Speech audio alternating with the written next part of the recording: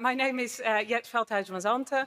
I am the Deputy Director of Centre UB, and together with Sharon Cox, I am the Chair of the Scientific Committee of this conference. And when we were planning this, we were thinking about what kind of sessions could we do, and Sharon actually suggested doing a debate. So we then had to come up with a topic for the debate, and that's where all of you helped. We put out a call through both Centre UB and BRUK, and we got a real nice range of topics. And trust was one of the things that came out quite a lot. So that's why we came up with this particular topic. Trust, it's essential for behavioural policy, but it could be achieved through stricter methodological standards or deeper public engagement and co-production. And that's what our two teams will be talking about in a bit. So we've got two debate teams, and they're sitting here. So we've got Richard Amlôt, who is the Deputy Director and Lead of the UK Health Security Agency's Behavioural Science and Insights Unit, and Rachel Singleton, who is a behavioural scientist at the Ulster University Business School and a former Northern Ireland government policy advisor.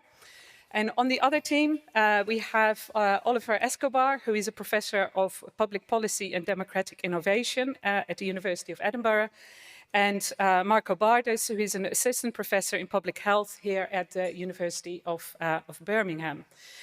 And these are the teams they are in, and I have to kind of say that we have allocated the people to these teams, so they are debating for these teams, but that is not necessarily their personal opinion as well.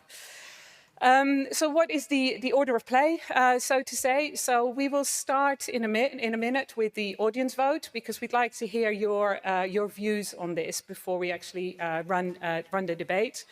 We then have 5 minutes for each speaker, and I've got a timer here to make sure that they really stick to the 5 minutes. There is then the chance for you to ask some questions. So please keep those questions quite brief, but both teams can respond to that. And then the final part is where each team has 2 minutes to briefly respond to everything that has been said.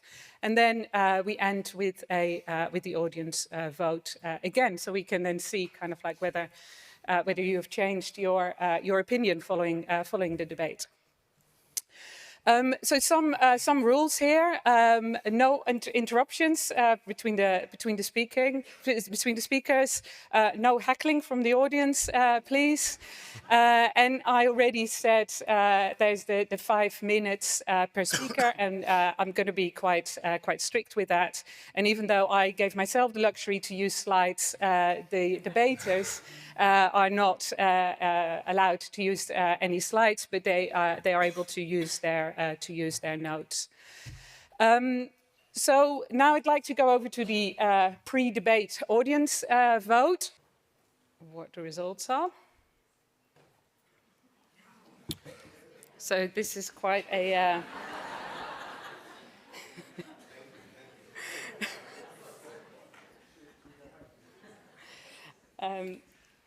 That's good. So I think the teams have some work to do there.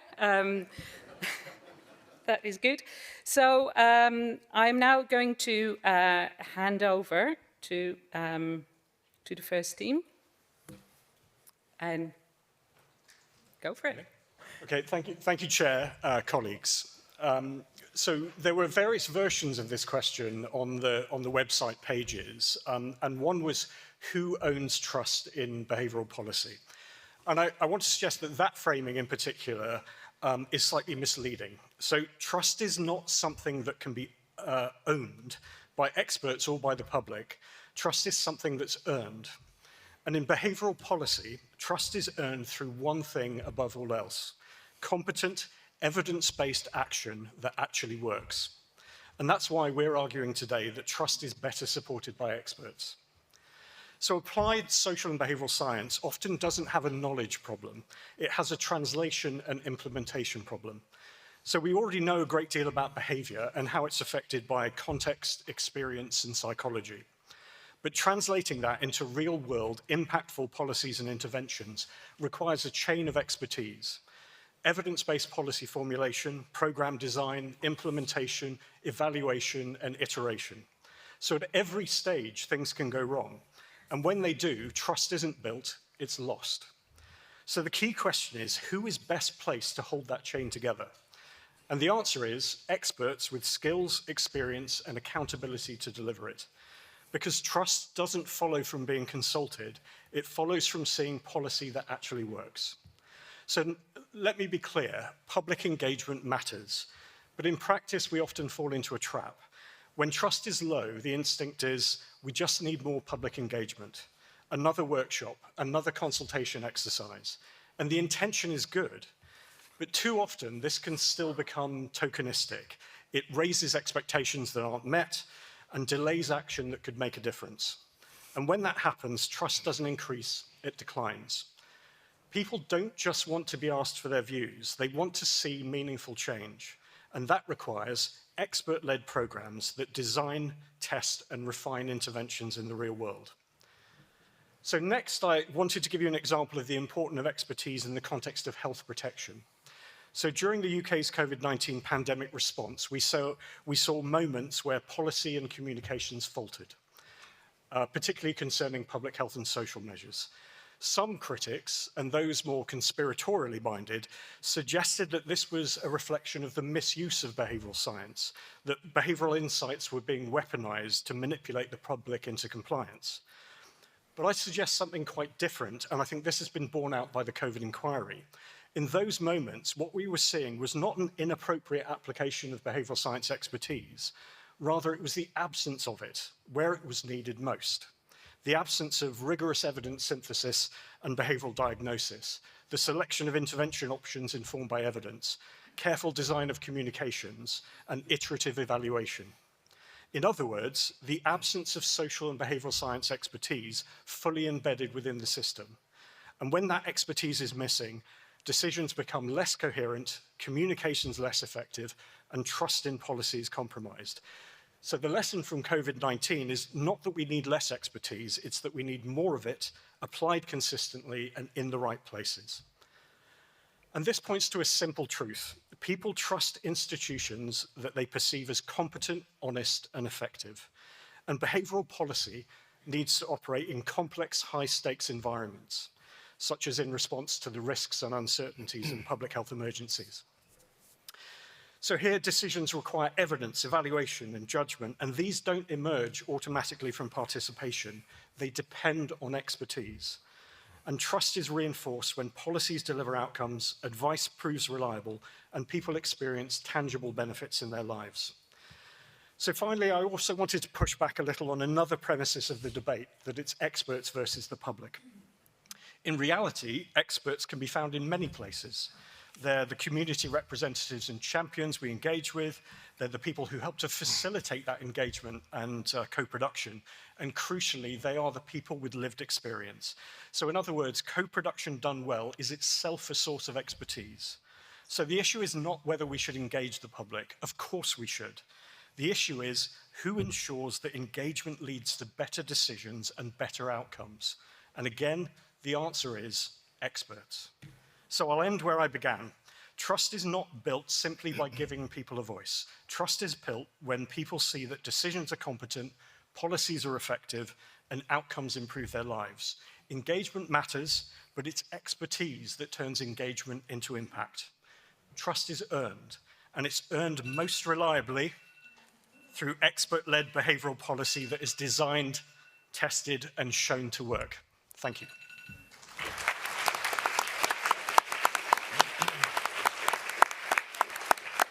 Thank you, Richard. Okay, great. So it's good to be in a room that is hospitable to this argument. But this is an argument for the 71% and also everyone else. And I'm going to focus on the normative argument, and Marco is going to deal with some of the pragmatics.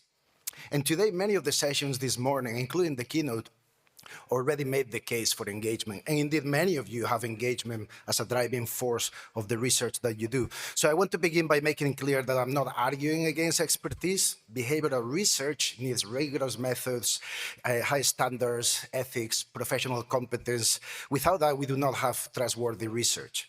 But the question today is whether trust in behavioral policy is better supported by experts or by deeper public engagement. And my answer is that expert rigor is necessary, but it's not enough. Behavioral research is not just another technical field. It studies behavior, it tries to predict behavior, it often seeks to influence behavior. And that means that it operates very closely to people's dignity, to people's agency, to people's everyday lives. So, the issue is not only whether the methods are sound, the issue is whether the purposes are legitimate, whether the uses are acceptable, whether the assumptions are fair, and whether people feel respected rather than managed.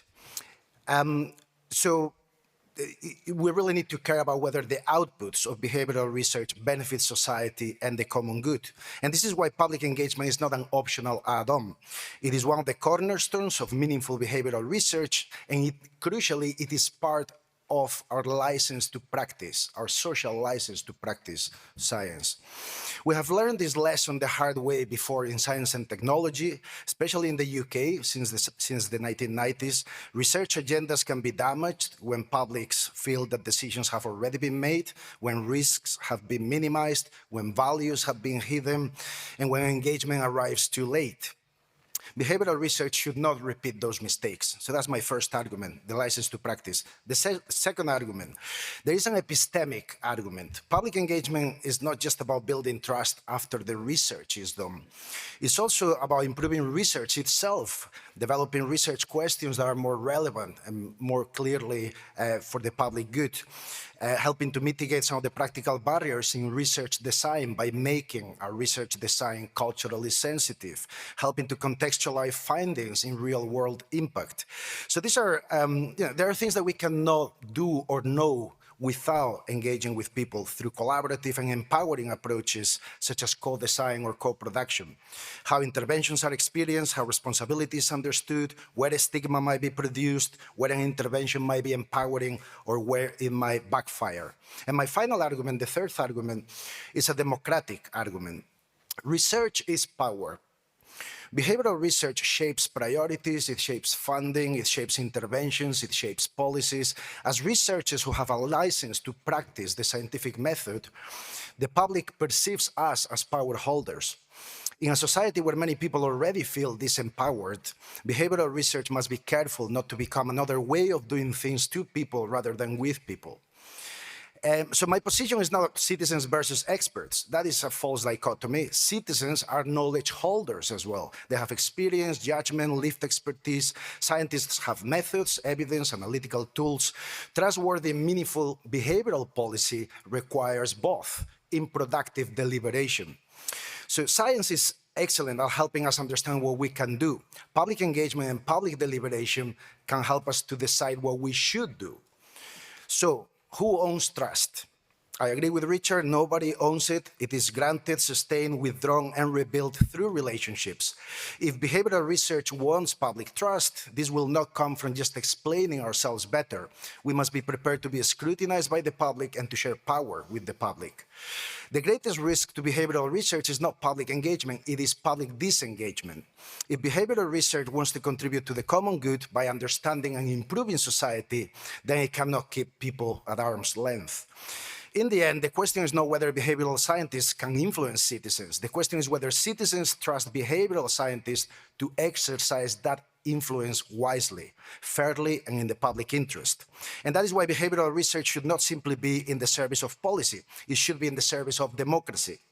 At a time when democracy faces growing pressures from polarization and disinformation to inequality and declining trust, we need more than scientifically effective interventions.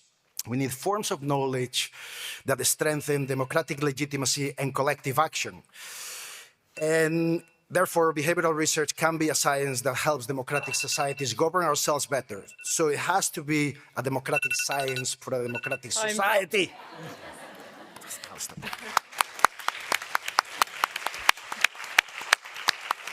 Thank you, Oliver. Over to Rachel. Trust is considered to be both cognitive and affective. Trusting is defined in terms of vulnerability in the face of risk, as a psychological state comprising the intention to accept vulnerability based on positive expectations of the intention or behaviour of another, and that other can be an individual or an institution. Being trustworthy, whether worthy of trust as an individual or an institution, including government, requires being perceived as having three things: ability, benevolence, and integrity. If our public is to have trust in the work of government, the policy it designs and delivers, behavioural or otherwise, then it must perceive all three. Policy, though, is not the product, but a means to an end, a mechanism ultimately for serving the public, for developing services for the public. Trusting policy, then, is about believing in its ability to deliver with benevolence and integrity in order to meet citizen needs. Who better, then, to identify those needs than the citizen themselves? It makes sense that the subjectivity implicit in how each of those three terms is perceived and understood would be incorporated. It makes sense that at the heart of policy, designed and delivered for our public, should be those citizens themselves. This isn't about who should be positioned centrally, though. This is not what's up for debate. This is about who is better positioned to support those citizens, our public, in trusting our behavioural policy. If policy is a mechanism, a tool for delivery, then its purpose is to allow for a transition from the conceptual to the practical in delivering impact. Such impact includes, and is not limited to, the breadth and depth of work being shared here today: health outcomes driven by low and no alcohol substitutions, environmental outcomes associated with climate change risk communication, wider social outcomes concerning exposure to harmful online content, economic outcomes involving the role of AI in credit decisions. In terms of the associated policy cycle, from agenda setting and problem exploration right through to evaluation, this is dependent on the actions, the behaviours, the interrelationships of actors. Similarly, the outcome, the success or otherwise of the policy, hinges on public agency, on what we continue to do or do differently or stop doing entirely, including that context, the barriers experienced, the facilitators required for what is done. And once introduced, how do we measure the success? How do we ensure the outcomes we intended are what result, and that this in turn has had the intended effect? That takes expertise in the specific subject areas, but also in data science and service design and policy making skills, in understanding behaviour and its drivers, and much, much more. Now, for 40 seconds, I'm going to take you back to 2004 in Belfast, where transposing EU directives included working on the policy and legislation associated with the Wildlife and Natural Environment Act, with one piece of legislation being the nitrate vulnerable zone regs, a set of rules concerning when, where and how farmers in Northern Ireland could spread fertiliser. Throughout the 2-year period, the usual process was followed. Though the word behaviour was never uttered, never translated into understanding what was currently going on and how that might be changed, and the service, sometimes conflicting financial incentives and restrictions being applied, were never explored from expert service design or systems-based perspectives.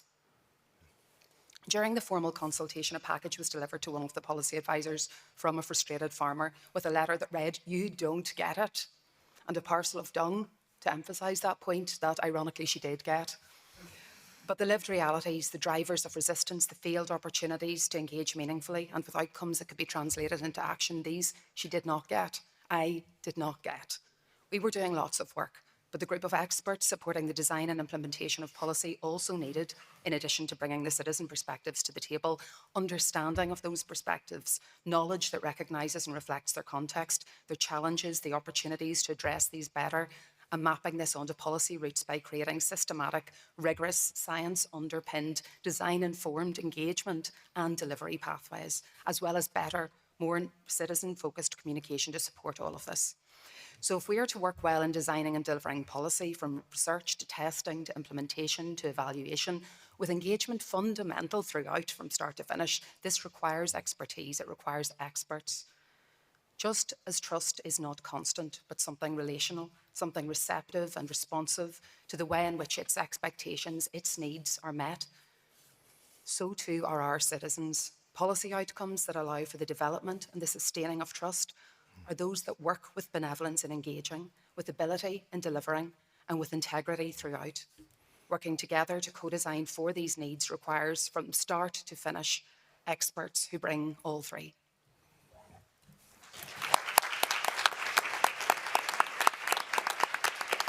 Thank you very much. Over to you, Marco. Right, thank you. For the closing statements, I would like to bring three main arguments. Number one is about the role of public engagement to improve efficiency. Number two is to improve effectiveness. Number three is to improve creativity in the policy dialogue and the policy production. So in terms of efficiency, so imagine a society where public engagement does not exist. There are some societies of this kind, of this earth, but what is the outcome?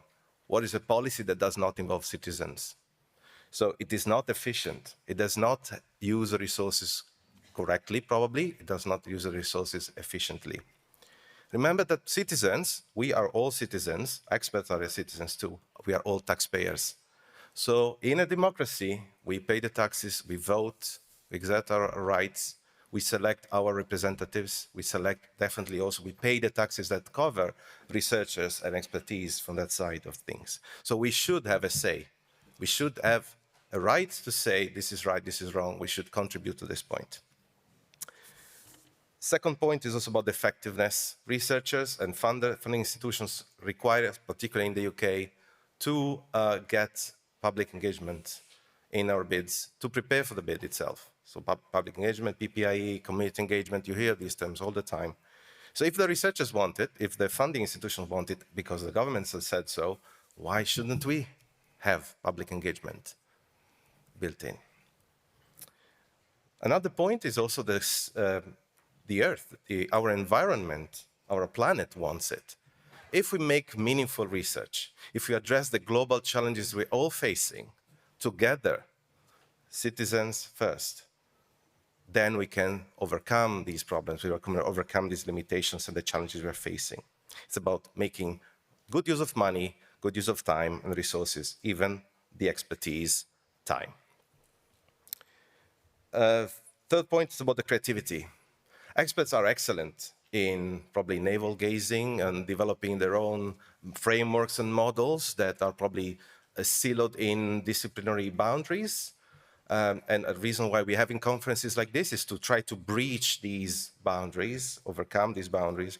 But I think if we bring in the humans in the picture and the citizens in this picture, we could overcome these boundaries much easier. So thinking outside the box is not just a rhetoric tool here. It's just to say that we are able to be more creative if we bring different perspectives on the table, and the public can do that probably much better than people that invested their lives entirely in studying their own discipline. And just one last thing, I think, we are all humans, and we all deserve a place to be and to decide what our future is going to be. So defining what policy is without boundaries, without siloed disciplinary boundaries. Over.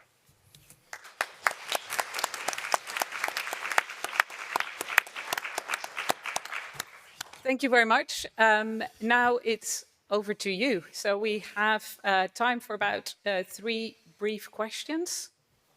Who wants to go first? Just while you walk, I'll just make the point that everything is for us to lose. No extra time, Oliver. Come on now. If there's a... Let's just wait for the question. Thank you.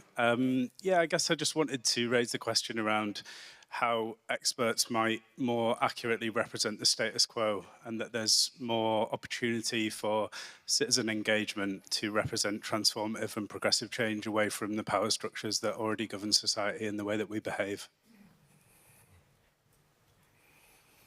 Who wants to go first? Both teams can respond. Yeah, I'm happy to jump in. So I think it's really interesting that I think our esteemed colleagues have lent on a sort of a straw man, a mischaracterization of expertise, which I think a little bit you're doing with the question there.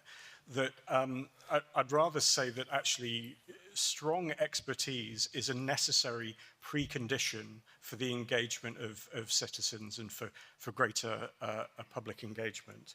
And So actually, arguably, a lot of the things I think we've heard are essentially an argument for the presence of expertise to create the necessary conditions for public engagement.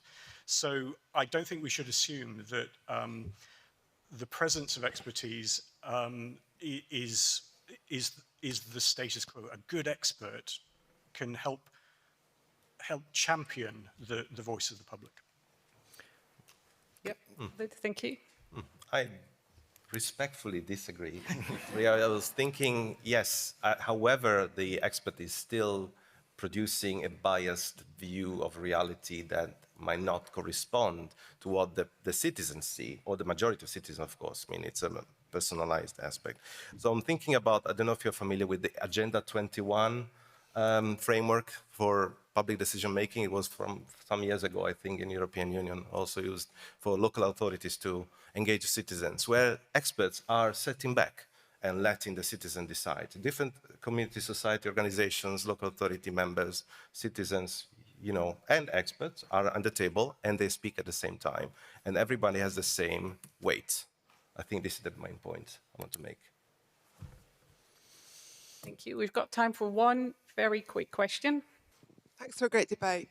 So is there something about the kind of growing trends in misinformation in the public domain part of this, and therefore who is better equipped for tackling that, the public or the experts?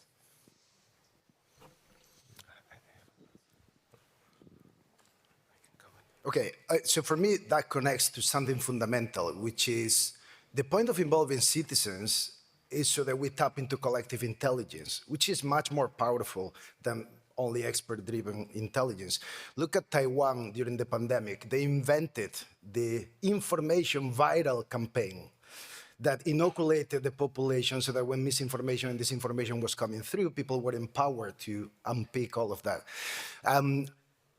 But the key for me, and this is, you know, just connecting to the point that Richard made and the point about power, is that just look at what's happened when it's only experts kind of leading the way. Think about the mad cows disease in the 90s. Think about the NHS care data fiasco. Think about the GMOs agenda. All of these things were, or think about the financial crash, just trusting economic expertise on its own, unguided by values and citizen input and public purpose, right? When you place those things in context, then you realize that expertise on its own is very powerful. And because of that, it can also be very dangerous. It has to be placed in a broader context of social values, citizen engagement, and so on. And again, Taiwan gives a really good example of how they dealt with the pandemic because they combined public trust, civic infrastructure, engagement, behavioral insights, all together under this frame of a more democratic form of governance. So it's not an either or, but we should be very, very mindful that expertise on its own is just not going to do it. And by the way, people are not against expertise, but people are skeptical of experts.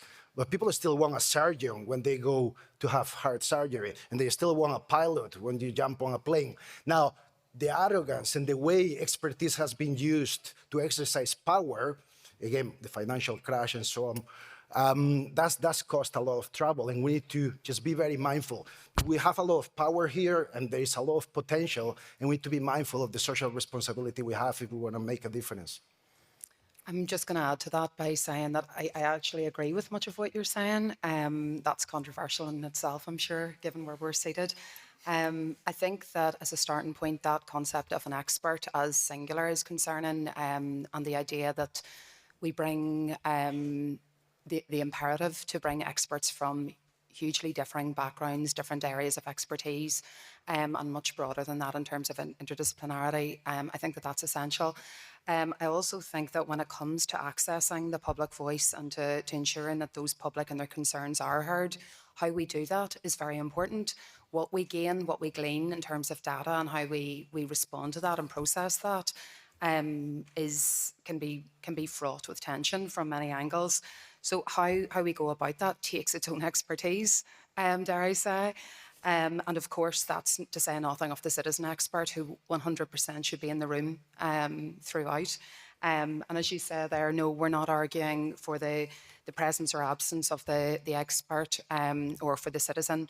What we're saying is not even that there should be more experts involved, but that the type of expert deployed be more varied, be more meaningful, and that the process undertaken is more rigorous in that approach, that it's not somebody stepping in saying they're an expert in something that provides a diktat and then it kind of rolls out across society. Thank you very much.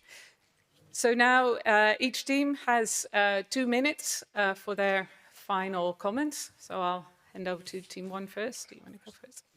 Yep, great. Yep. Okay, I'll keep this short and sweet. Experts in behavioural policy are not confined to behavioural experts.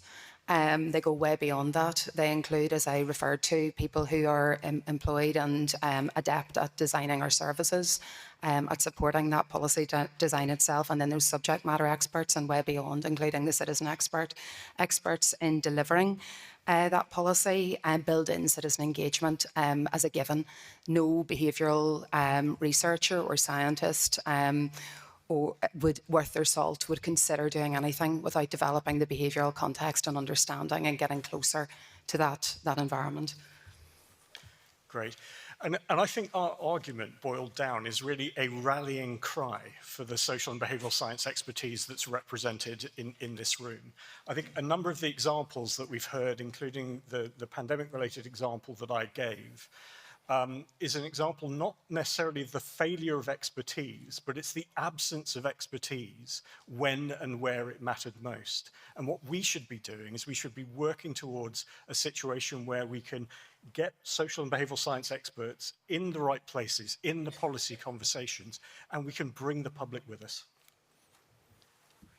Can I build on this? Or You get your 2 minutes. Yeah, can I build on this? Exactly the point. I agree completely with you. I think we need to make citizens experts become experts. In this morning in the keynote, we spoke about competencies and skills that we can build in the society to make our decisions better. And this is probably exactly the point, bring these competencies forward to reduce inequalities, because experts and experts are by training and citizens are experts at the same time because of lived experience.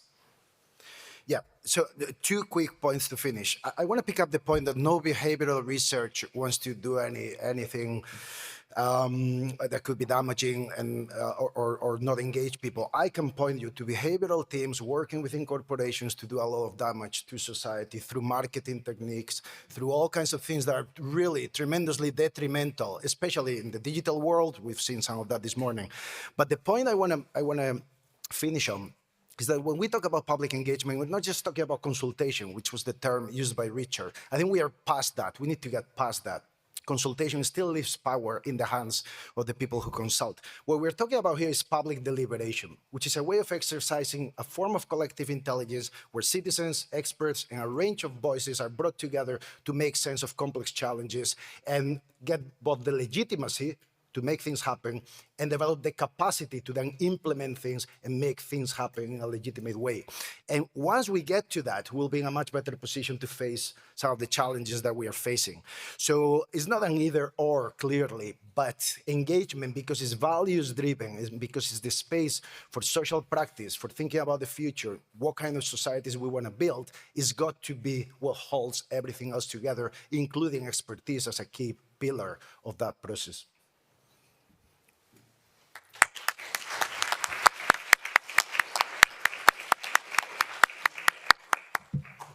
Thank you very much to all of the debaters, and very good at sticking to time.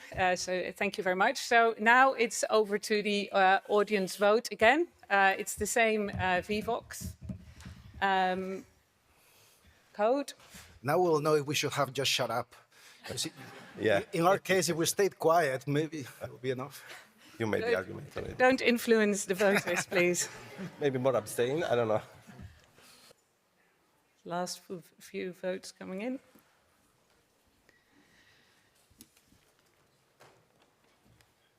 So the previous vote was 71 for deeper public engagement, 20% for experts, and 9% for abstain. Oh, I knew it. no.